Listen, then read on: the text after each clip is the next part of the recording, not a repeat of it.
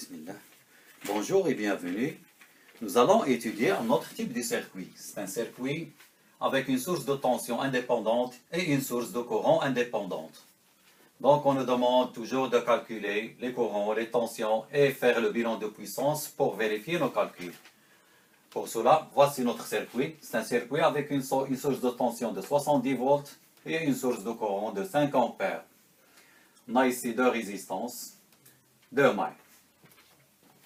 Donc, on va faire appel à la loi de Kirchhoff relative aux tensions pour la maille A.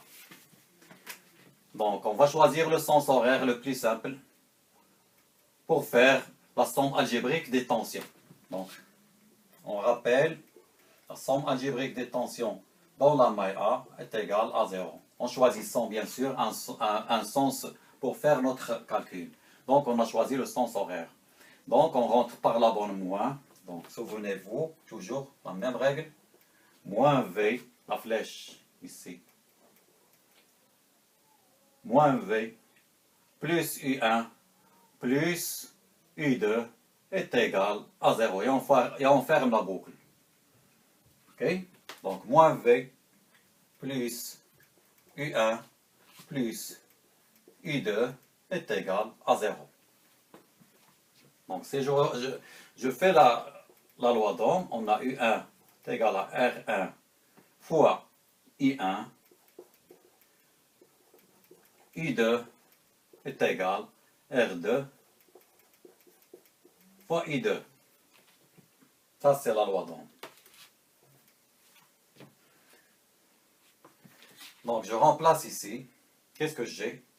J'ai moins V plus R1 fois I1 plus R2 fois I2 est égal à 0. Je remplace par les valeurs. Donc, on a 10 fois I1 plus 30 I2 est égal à 70.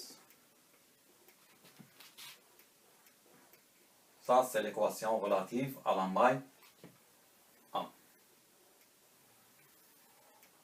Qu'est-ce que j'ai comme inconnu? J'ai I1 inconnu, I2. I, on le connaît, c'est 5 ampères.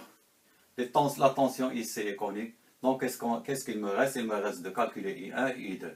Et pour cela, j'ai besoin d'une autre équation. Donc, je fais appel à la loi de Kirchhoff relative au courant. Pour le nœud A, ici. Donc, le nœud A, donc là, premièrement, la somme des courants entrants est égale à la somme des courants sortants. La somme des courants entrants, j'ai I1 qui est entrant et I qui est entrant. I2 sortant. Donc, j'ai I2, un courant sortant, est égal à I1 plus I. I, on connaît sa valeur, c'est 5 ampères, est égal à I1 plus 5. Ça, c'est l'équation B. Donc, j'ai l'équation A et l'équation B. Je peux résoudre mon système. C'est un système, deux équations, deux inconnus. Donc, je remplace. Il suffit de remplacer ici I2 par ce qu'on a trouvé ici, I1 plus 5. Donc,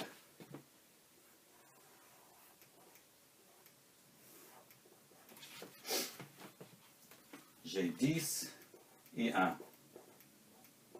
plus 30 I2 est égal I1 plus 5 est égal à 70. Donc, j'ai remplacé l'équation ici dans la première équation. Donc, je vais trouver 40 I1 est égal, ici c'est 150, moins 150, si je le déplace de l'autre côté, plus 70. Donc, je vais trouver I1 est égal, ça va donner moins 80 divisé par 40. Moins 2 ampères. Donc I1 est égal à moins 2 ampères. I2, on a dit qu'il est égal à I1 plus 5. Ça c'est moins 2. Donc, moins 2 plus 5 est égal à 3 ampères.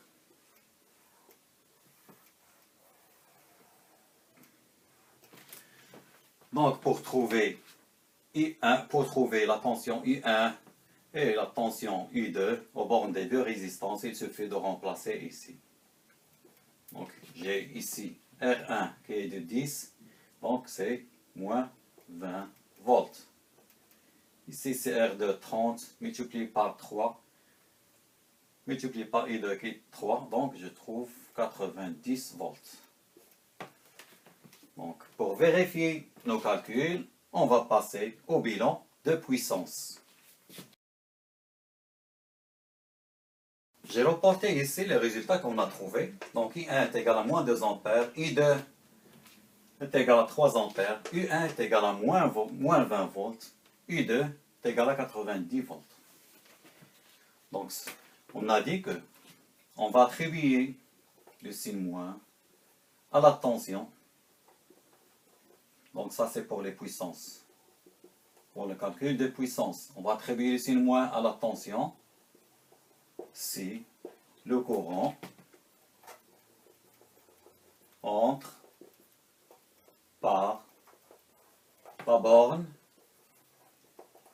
moins d'un élément.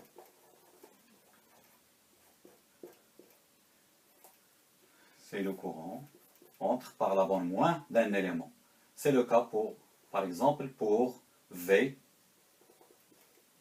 pour l'élément V, et la même chose pour l'élément de source de courant.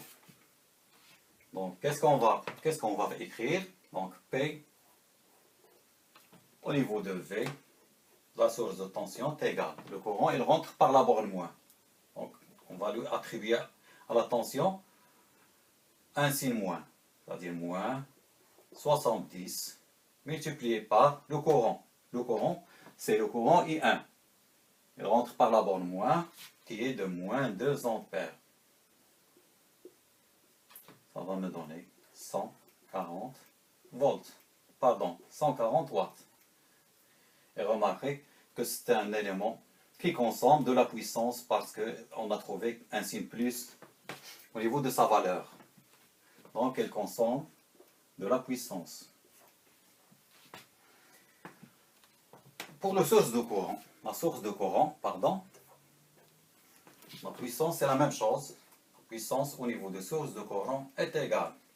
On attribue le signe moins à la tension aux bornes de l'élément, aux bornes de la source de courant. Donc, c'est quoi la tension aux bornes de la source de courant?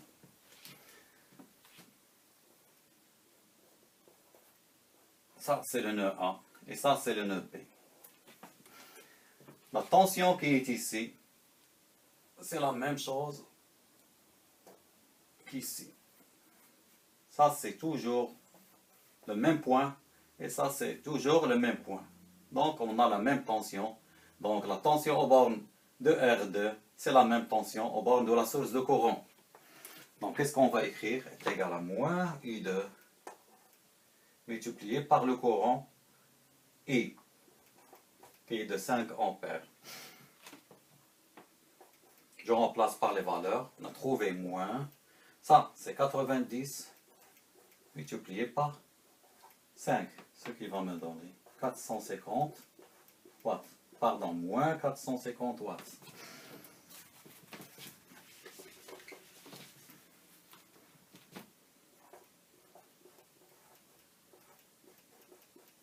C'est un élément qui fournit de la puissance.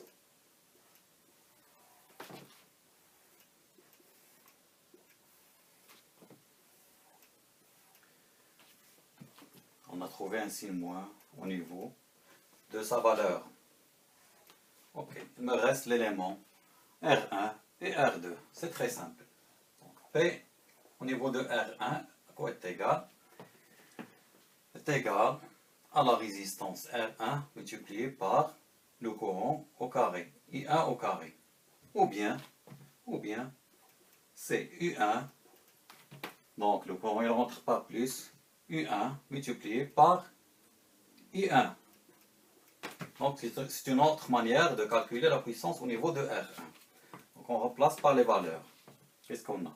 On a moins 20 volts, pardon, multiplié par le courant I1. Le courant I1 c'est moins 2, multiplié par moins 2. On va donner 40 watts, c'est normal.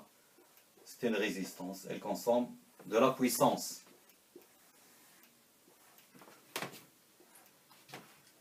La puissance au niveau de l'élément R2. C'est R2 I2 au carré. La même chose, on peut l'écrire de l'autre manière. C'est la tension multipliée par le courant I2. Il compte plus parce que le courant rentre par la borne plus. Et c'est une résistance. C'est 90 multiplié par I2 qui est de 3. Ça va me donner 270 watts. Consomme de la puissance. Donc, combien j'ai d'éléments qui consomment de la puissance? J'ai l'élément V, la source de tension V. L'élément R1, la résistance R1, la résistance R2. Un seul élément qui fournit de la puissance, c'est la source de courant. Donc, si je fais la somme des 1, 2, 3, ça va me donner la somme des puissances consommées est égale 140 plus 40 plus 270 est égal 180 plus 270, 450 watts. Ça, c'est la somme des puissances consommées. Donc, qui est égal à la somme des puissances fournies. Donc, on peut conclure que tous les résultats qu'on a faits sont corrects.